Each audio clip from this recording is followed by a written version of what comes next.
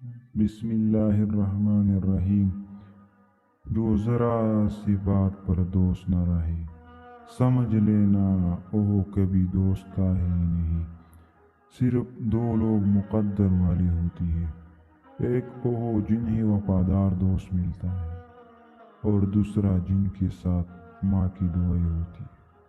مشکلات ہمیشہ بہترین لوگوں کے حصے میں آتی ہے، کیونکہ وہ اس کو بہترین طریقے سے انجام دینے کی صلاحیت رکھتے ہیں۔ تم کسی کے ساتھ بھلائی کرو، تمہیں اس کا بدلہ برائی کی صورت میں ملے، تو سمجھ لو کہ تمہاری نیکی قبول ہو گئی۔ جب تمہارے پاس رزق تمہاری ضروریات سے زیادہ ہو، تو فوراً سمجھ جانا کہ یہ کسی کا حق ہے جو تمہارے پاس اس کی امانت ہے۔